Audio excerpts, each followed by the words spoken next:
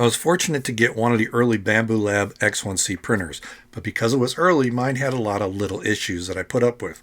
One is the Z offset just never adjusts properly, and I've got these prints that stick to it when I peel them off. It tears this bed material, which is actually a stick-on that I've replaced many times. Microswiss recently released a Flowtech Hotend for the X1 and P1S, and they asked me if I would do an installation video for them. So I'll show you how to install this on an X1C, and also, surprisingly, this fixed the issues I was having with my bed problem. I'll explain it all on today's Filament Friday. This video is sponsored by Microswiss. If you subscribe to the channel, you know I've shown you how to install this on a Creality K1C, a K1 Max, a standard K1, and even an Ender 3 V3 SE. And I even compared the Creality Hotend to the Microswiss and showed you the advantages. And because they all use the Microswiss Flowtech Hotend, they all use the same nozzle. So now I got one set of nozzles, a 0.4, a 0.6, an 8mm, and actually a 1mm that can fit on any of these machines. And almost all my K1 printers have experienced this blob issue, where the print leaves the bed, wraps itself around the nozzle, and breaks the wires going to the thermistor so I can't heat it up. And that's one of the reasons I prefer the Microswiss Flowtech Hotend. It's because it encases the thermistor and its wires inside the metal housing, not exposing it like the Creality one does that easily breaks off as soon as you get one of those blobs and try to remove the plastic. Now, fortunately, I've never had that blob issue on my X1C or P1S, but I like the idea of a shared nozzle amongst all my machines, including some of the new nozzles that Microswiss has come out with. So let me take you step by step through installing this Microswiss Flowtech Hotend on an X1C. It comes as a kit, but there's very few pieces. You've got the Hotend assembly, you've got 2 screws. They also include this 3D printed nozzle tool, which prevents you from over-tightening the nozzle. I'll explain that in a bit.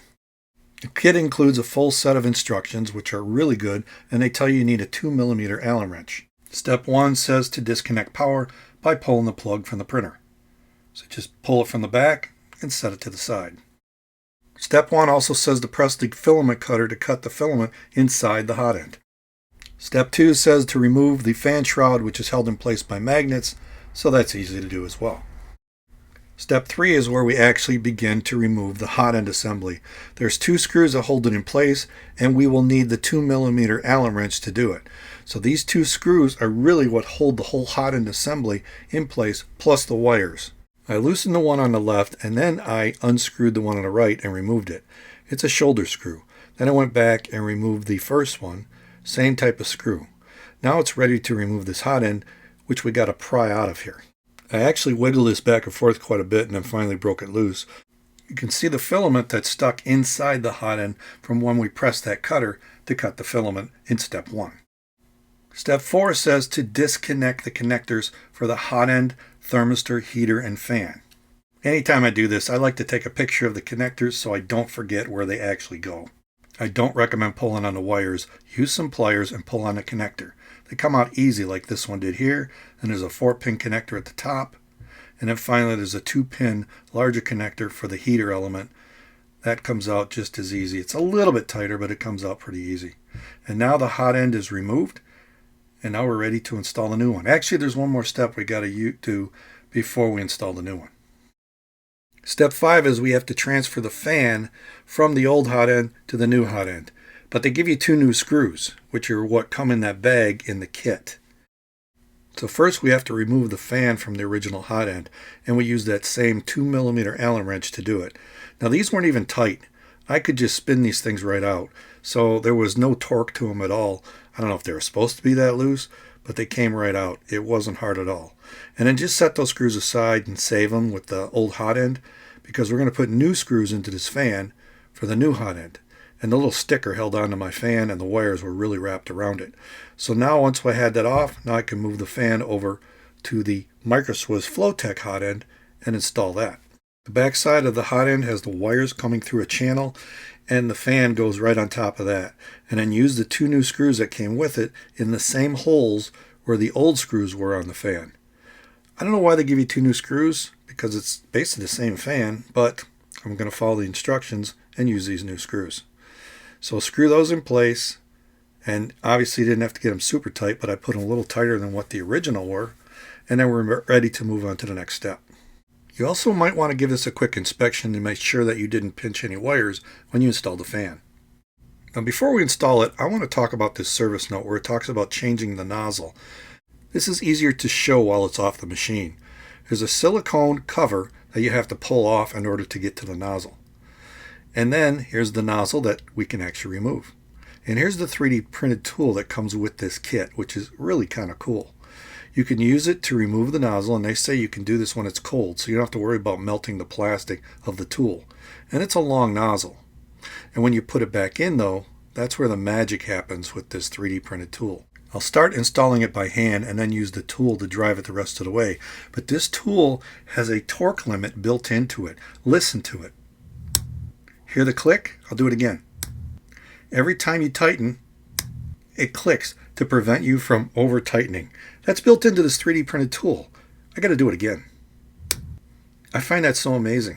Well, normally I use this palm ratchet with a 7mm socket and turn it backwards. So when I hear it ratcheting like that, I know I'm close, then I flip it to tighten and just give it a small turn. But I gotta admit, I like this little tool because I can print a bunch of them in case I lose them, or if it cracks inside, I can just print a new one. I don't know if they're sharing these files yet. I'm gonna find out. But even if I turn it, I can't make it click, only when I use it on the nozzle, as you see. So I love this little tool. To reinstall the silicone sock, there's actually a correct direction. One has a lip and one doesn't. The lip side goes to the back of the hot end, like this, opposite the fan. Just push it on all the way up until it snaps over the screws. This is going to be hard to see when you do it on the machine, but you should feel those snap in place. So back to step 6 is where we actually install the new hot end and install the 2 screws.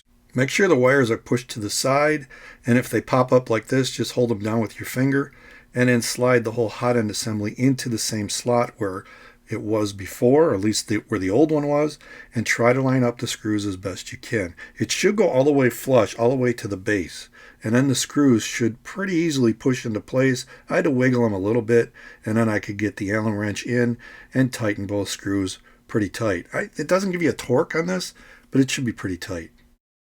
Next, we have to reconnect the wires. That's step 7. And if you forgot where they go, the picture might help. But this is pretty straightforward. There's a little one that goes in this slot right here. Make sure you get the orientation right so it looks like the way I'm putting them in here. And then you got a 4-pin one that goes towards the top. This is the one that seemed like I could put it backwards pretty easy, but it only really went in one way. And then the larger one, the locking mechanism is on top. So that's pretty obvious that that one slides in this direction. All of them going pretty easy, and now it's connected. You need to just pack these wires inside the shell so the cover can go on without being pushed off. Step 8 says to install the fan shroud cover. It's held on by magnets, so just put it in place. If there's anything resisting, it'll pop off. It should snap in place like this.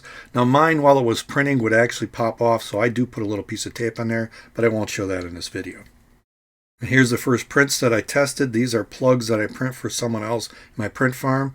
This is a side-by-side. You can see the old versus the new hot end. They look very similar, so it looks like it's performing just as good as the old one. But that's when I found out it actually improved because the bottom isn't squished. The one on the left is the old nozzle. The one on the right is the new nozzle. I switched this machine over to the BQ Cryo Grip bed because I kept wearing out the other one. I did a video on this. I'll put a link to it up in the corner. But this is what it looked like after I printed after a while. It was leaving all this residue because it was squishing down so much. If you look real close, it's just embedded in this thing. Well, it turns out the micro LiDAR sensor not only controls flow, but also sets the Z offset. So it's supposed to scan and adjust things, but on mine it just didn't do it. Well, with this new hot end, for some reason, you can see it's barely leaving a mark on the Cryo Grip bed. I ran all the same bed level and settings as before, but installing this Bambulab X1C Flowtech Hotend, I should no longer have these issues with the bed. So I'm glad I installed it. I'll keep the old one around. Maybe I'll do an ABA comparison at some point to figure out if it's the hot end or if it's just something I did when I installed it. But I'm so happy about it, I think I'm going to put one on my P1S because the P1S prints a black plug that I do for somebody in my mini print farm. So if you're interested in doing this for your Bambulab printers, check out micro-swiss.com today. I know this tends to be where people drop off from the video, but thank you to my Patreon supporters. Without your support, this channel would not be possible for everybody who watches. So thank you. If you like what I'm doing here, maybe check out some of the videos popping up. If you want to help support the channel, Patreon is one way, or a membership at thangs.com. And if nothing else, click on the logo and subscribe. I'll see you next time right here at Chuck Hellebuck's Electronic Products and Filament Friday.